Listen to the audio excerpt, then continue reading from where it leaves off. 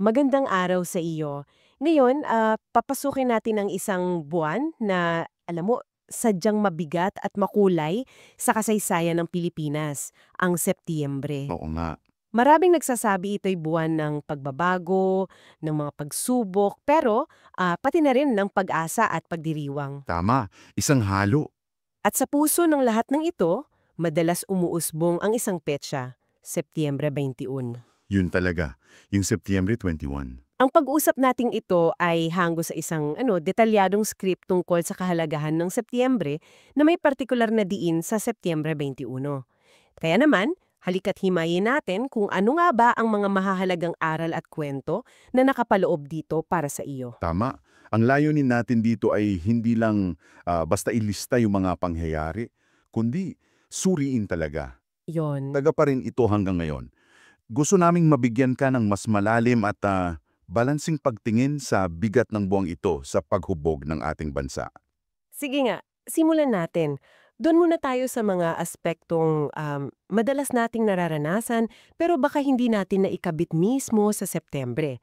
Like, ayon dito sa isang source mo, yung Presidential Proclamation number 675 noong 2004. Yung Peace Month? Oo, idineklara pala ang September bilang pambansang buwan ng kamalayanan sa kapayapaan, National Peace Consciousness Month.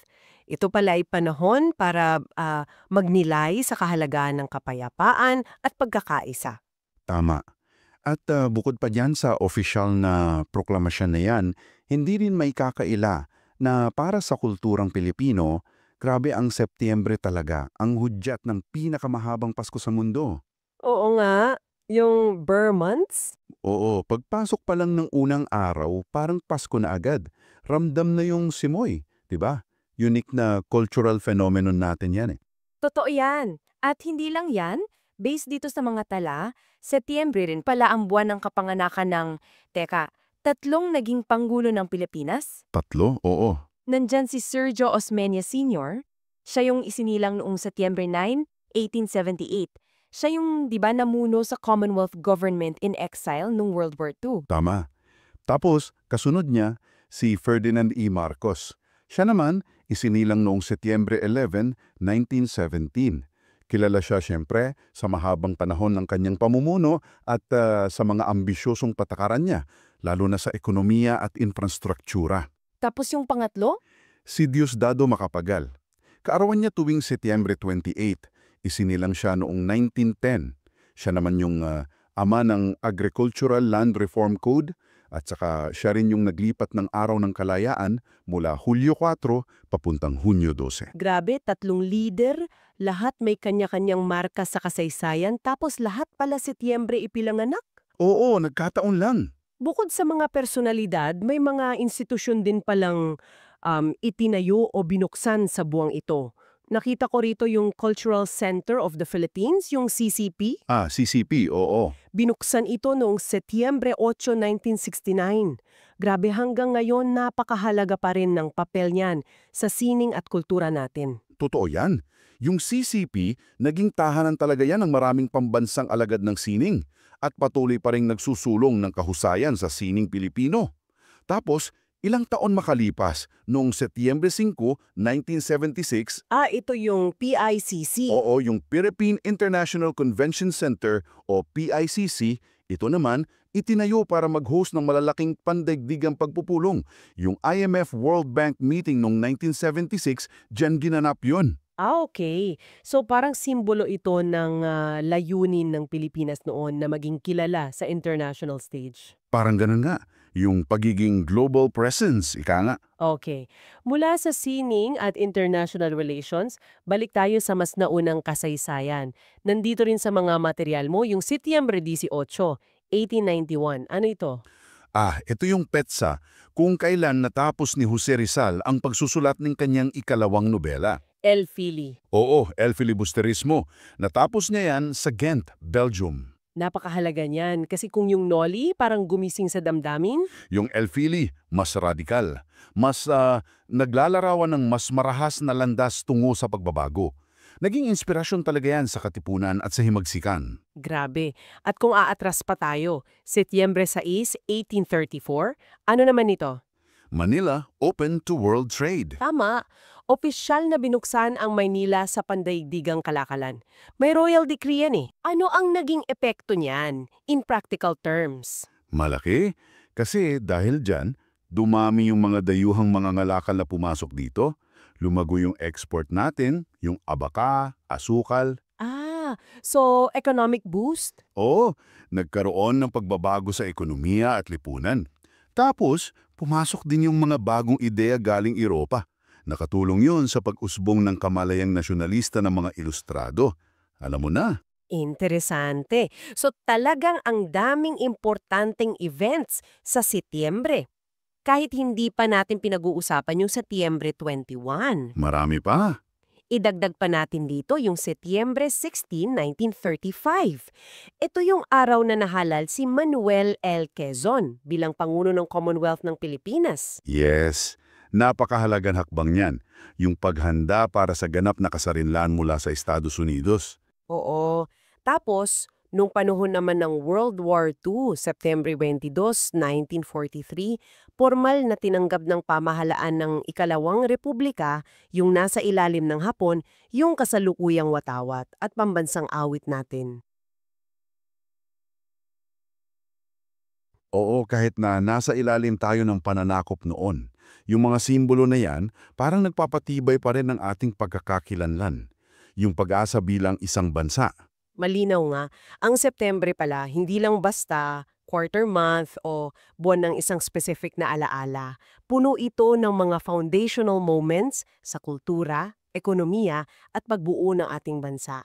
Okay. Ngayon, pwede na nating pasukin yung... Oo, dumako na tayo sa petsang pinakamadalas talaga, maiugnay sa Septembre, ang Septembre 21. Tama, ang September 21, 1972, ito yung petsa na nakalagay mismo sa proklamasyon. Ang Proclamation Number 1081. Oo, yun yung nagsailalim sa buong Pilipinas sa batas militar o martial law. Nilagdaan ni Pangulong Ferdinand Marcos. Pero teka, September 21 ba talaga inanunsyo? Ayun sa records, September 21 ang nasa dokumento. Pero yung formal na pag-anunsyo sa publiko, sa TV at radyo, ginawa noong gabi ng September 23, 1972. Okay. So may 2-day difference. Ngayon, ayon dito sa mga source material mo, mahalagang maintindihan yung konteksto, di ba? Na yung pagdeklara ng batas militar, kapangyarihan pala yon na binigay sa Pangulo. Sa ilalim ng saligang batas ng 1935. Yun yung constitution natin noon. Oo. At ang nakasaad na layunin, base sa proklamasyon mismo, ay para sugpuin daw yung lawless violence, insurrection, rebellion, and subversion para protektahan ang Estado at mapanatili ang kaayusan sa mga law-abiding citizens. Tama. At yung mga partikular na dahilan na binanggit ni Pangulong Marcos sa mga pahayag niya at sa Proclamation 1081 ay yung lumalalang banta daw mula sa Communist Party of the Philippines, CPP. Na pinamumunuan ni Jose Maria Sison. CPP ni Joma Sison na itinatag noong 1968. At yung armadong sangay nito, yung New People's Army, NPA, na nabuo noong 1969. Tapos, binanggit din yung mga pambobomba noon sa Metro Manila. Lalo na yung... Yung Plaza Miranda bombing, August 21, 1971 yon, meeting de avance ng Partido Liberal. Grabe yun. Maraming namatay at nasugatan. At isinisiyo ng administrasyon sa mga komunista noon. Bagamat may iba-ibang teorya rin tungkol dyan hanggang ngayon. Meron pa, yung insidente noong gabi ng Setyembre 22, 1972. Isang araw pagkatapos, umanong lagdaan yung proklamasyon. Ito yung sinasabing ambush kay Juan Ponce Enrile, yung Defense Secretary noon. Oo, yun daw yung parang last straw na nagtulak kay Marcos na ipatupad na talaga yung martial law. Pero siyempre, may mga nagsasabi rin, at si Enrile mismo umamin noong 1986, na yung ambush na yon ay staged o itinanghal lang. Okay, so may mga ganong anggulo. At yung idineklarang layunin sa likod ng martial law ay yung pagtatatag ng isang Bagong lipunan. lipunang may disiplina, kaayusan at kaunlaran daw.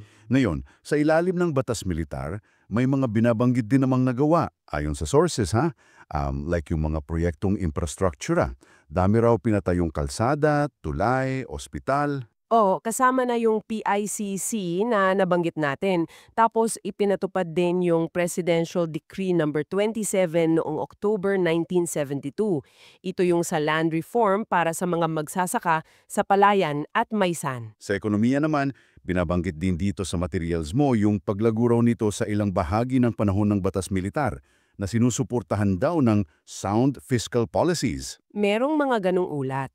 Nabanggit din na yung amabot sa 28 bilyong foreign debt ng Pilipinas pagsapit ng 1986, inaprobahan daw yan ng mga international financial institutions tulad ng World Bank at IMF. Ano kayang ibig sabihin nun? Na may tiwala sila sa ekonomiya noon? Pwedeng basahin na ganun na may kumpiyansa sila sa kakayahan ng ekonomiya na makabayad kahit malaki yung utang. Sinasabi rin na yung mga problemang lumitaw sa ekonomiya kinalaunan baka raw iniugnay sa lumulubahang kalusugan ni Marcos nung mga huling taon niya. Gets. Mahalaga ring isama sa usapan, base dito, na maraming Pilipino raw, lalo na yung mga hindi direktang sangkot sa politika o aktivismo, Mhm. ay namuhay ng relative ng normal at payapa. May mga ganong salaysay. Pero syempre para dun sa mga itinuring na kalaban ng pamahalaan, mga aktivista, kritiko, mamamahayag, miyembro ng oposisyon, ibang-iba ang kwento. Oo. Ito na yung madilim na bahagi. Panahon daw ng takot at panganib sa kanila. Libo-libo ang inaresto at ikinulong, kasama na sina Senator Benigno Aquino Jr. at Jose W. Diokno. Dito na pumapasok yung mga aligasyon ng malawakang paglabag sa karapatang pantao.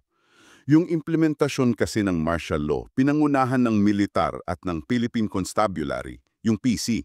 Na ang hepe noon ay si General Fidel V. Ramos. Oo, si FVR ang Chief of Constabulary noon. At sa ilalim ng implementasyong ito, lumaganap yung mga ulat ng malubhang paglabag sa karapatang tantao. May mga estimates dito eh. Ano yung mga numero? Tinatayang nasa 70,000 katao daw ang ikinulong, mahigit 34,000 ang dumanas umano ng torture, at mahigit 3,200 ang namatay o nawala, yung mga tinatawag na extrajudicial killings sa buong panahon ng batas militar. Malagim na mga numero. Grabe. Tapos may mga argumento rin dito na hindi raw kayang i-micromanage ni Marcos ang bawat kilos ng militar at pulisya sa buong bansa, lalo na't malaki at umuunlad na bansa tayo. Kumbaga, hindi niya kontrolado lahat ng nangyayari sa baba. Parang ganon yung isang linya ng analysis. Sinasabi rin sa ilang pag-aaral na yung mga salaysay tungkol sa martial law pagkatapos ng 1986 baka naimpluwensyahan din ng politika. Kasi si Ramos na PC chief noon, Oo, naging bayani ng EDSA, tapos naging presidente. oo. Kaya hindi raw nabigyan ng sapat na diin yung pananagutan niya bilang tagapagpatupad ng martial law. Bagamat sinabi naman niya na yung pagtiwag niya noong 1986 ay isang atonement o pagbabayad puri. May punto rin dito sa materyales mo na nagsasabi na yung mga tinatawag na excesses o pagmamalabis, Oo, yung mga abuses sa implementasyon. hindi naman daw yun bahagi ng legal o constitutional na balangkas mismo ng batas militar. Naideklara nga raw with the stated aim na pangalagaan ang republika. Tama, sinasabi pa nga na ang mga ganitong pagmamalabis ng mga nasa kapangyarihan nangyayari rin daw kahit sa ibang mga demokrasya sa mundo, kasama na ang US. Pero syempre, hindi nito binibigyang katwiran yung mga pang-aabuso. Gets? Eto yung kompleksidad ng September 21, ano? Isang petsa na sumisimbolo sa isang hakbang na may basehan sa konstitusyon noon. Pero yung naging pagpapatupad, nagbunga ng mga aligasyon ng malawakang human rights violations. Oo, at dagdag pa, dineklara din ni Marcos ang September 21 bilang National Thanksgiving Day. May proklamasyon BLG 1181, yan, noong 1973. Ipinagdiwang yon taon-taon hanggang 1985. Tapos, kailan inalis ang martial law? Opisyal na inalis noong Enero 17, 1981.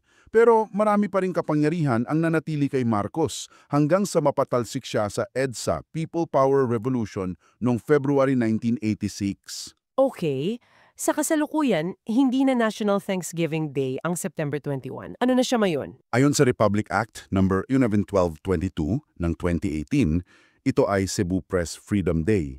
bilang pag-alala raw sa deklarasyon ng martial law kung kailan maraming pahayagan ang ipinasara. At minsan na rin itong ideklara ni Panguling Duterte bilang National Day of Protest noong 2017. Oo, so ang pag-unita sa September 21, hindi lang siya tungkol sa nakaraan. Paalala rin siya sa patuloy na kahalagahan ng pagbabantay para sa katarungan, kalayaan at karapatang pantao. At dito, pwede nating iugnay yung isa pang mahalagang personality na nabanggit sa materials mo. Si Miriam Defensor Santiago, tama ba? Paano siya nauugnay dito sa diwan ng Setyembre, lalo na sa September 21? Si Miriam, nung panahon ng martial law, bata pa siyang abogado. Naging hukom siya sa Quezon City. Bagamat hindi pa siya kasing sikat noon ni na Aquino o Diokno, pero nagpakita na raw siya ng talino at paninindigan sa batas. Pero mas sumikat siya after EDSA, di ba? O lalo na nung naging commissioner siya ng Bureau of Immigration and Deportation, mga 1988 hanggang 1989 yun. Ay, naaalala ko yan. Siya yung binansagang Iron Lady of Asia. Kasi ang tapang niya raw lumaban sa korupsyon dun sa ahensya. Nakakuha pa nga siya ng Ramon Magsaysay Award for Government Service noong 1988 dahil doon. Tama. Tapos, pumasok na siya sa politika. Naging senador siya. 3 termino. 1995-2001, 2004-2010, 2010-2016. Ang tagal din. Oo, sa Senado, nakilala siya sa galing niya sa batas, matalas na pag-isip, at yung mga, alam mo na, madalas controversial pero hindi makakalimutang mga pahayag niya. Yung mga pick-up lines, pero more than that, di ba? Oo naman. Isinulong niya yung mga batas tungkol sa transparency, accountability, international law. Tumakbo rin siya sa pagkapangulo ng 3 beses. Yung 1992, grabe, ang lapit niyang manalo kay FVR.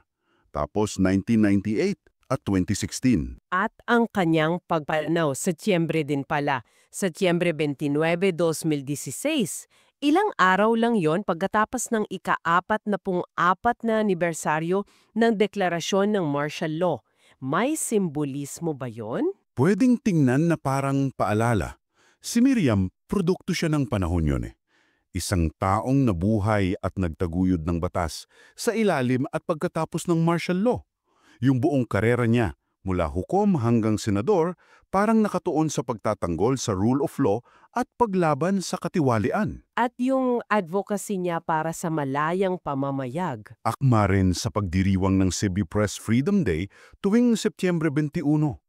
Yung legasya niya parang sumasalamin sa diwa ng katatagan at patuloy na pagsusumikap para sa isang mas mabuting pamamahala. Mga temang makikita rin natin sa iba pang kaganapan sa Setyembre. Okay. Bukod kay Miriam at sa Setyembre 21, ano pa bang ibang mahahalagang petsa sa Setyembre na nabanggit dito? Yung mga malapit sa ika-21 na nagpapakita ng ibang aspekto ng kasaysayan natin. Oo, marami pa. Kung titingnan natin yung mas malawak na konteksto ng paglaban para sa kalayaan, hindi natin dapat kalimutan yung sakripisyo ng 13 martir ng Cavite. Kailan yun? Binitay sila ng mga Espanyol noong Setyembre 12, 1896 dahil sa hinalang sangkot sila sa katipunan. Yung pagkamatay nila, lalong nagpaalab sa himagsikan. Tapos, makalipas ang ilang taon, sa ilalim naman ng mga Amerikano, may isa pang bayani na nagbuwis ng buhay sa Setyembre. Si General Macario Sakay, isa siya sa mga huling general ng himagsikan na lumaban sa mga Amerikano. Nagtatak pa siya ng Republika ng Katagalugan. Paano siya namatay? Nahuli siya sa pamamagitan daw ng panlilinlang, tapos binitay noong September 13, 1907. Yung katapangan niya, simbolo ng patuloy na paghahangad ng kalayaan. At nariyan din yung isang madugong yugto, yung Balanggiga Massacre, Setyembre 28, 1901 ito, sa Samar. Oo, ito yung pag-atake ng mga Pilipinong gerilya, kasama yung mga tagabayan ng Balanggiga, laban sa isang kumpanya ng mga sundalong Amerikano. Maraming Amerikanong namatay. Pero may ganti, di ba? Meron. Brutal na pagganti ng Amerika. Inutos na patayin lahat ng lalaking may kakayahang humawak ng armas. Tapos kinuha yung mga kampana ng simbahan ng Balanggiga bilang war booty. Grabe yung insidenteng yun. Sumasalamin sa tindi ng paglaban natin noon. Isang mapait pero mahalagang alaala. At may isa pang kapansin-pansing na petsa sa Setyembre 28. Oo. Yung kakaibang pagtatagpo sa kasaysayan. Yung Setyembre 28, 1989. Yan yung ika-79 kaarawan ni dating Pangulong Diosdado Macapagal. Tapos, Yan din yung eksaktong araw ng pagpananaw ni dating Pangulong Ferdinand Marcos sa exile niya sa Hawaii. wow! Dalawang leader na parehong Setyembre ang birthday, tapos nagtagpo pa yung petsa ng birthday ng isa at death anniversary ng isa. Oo, parehong may malaking impluensya sa landas ng Pilipinas. Grabe! Ang dami pala talagang kwento ng Setyembre mula sa simula ng Pasko, pagtatayo ng CPP at PICC, pagsilang ng mga leader, pagsulat ng Elfili, paglaban ni Nasakay at taga-Balanggiga, hanggang sa komplikadong alaala ng Setyembre 21 at martial law, pati legasiya ni Miriam Defensor Santiago. Kung lalagumin natin, ano yung pinakamahalagang takeaway para sa'yo, para sa ating listener, mula sa mga material na ito? Siguro, ang Setyembre ay parang salamin ng pagkakapilipino natin eh. Isang buwan ng magkahalong pagdiriwang at paggunita, ng pagtatayo at pagsubok, ng katatagan at patuloy na pagunlad.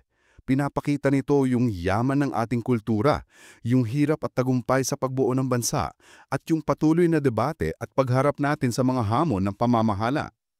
At yung Setyembre 21? Yung Setyembre 21, sa partikular, kahit kontrobersyal, kumakatawan siya sa isang yugto kung saan nasubok talaga yung ating mga institusyon at yung ating diwa bilang isang bansa.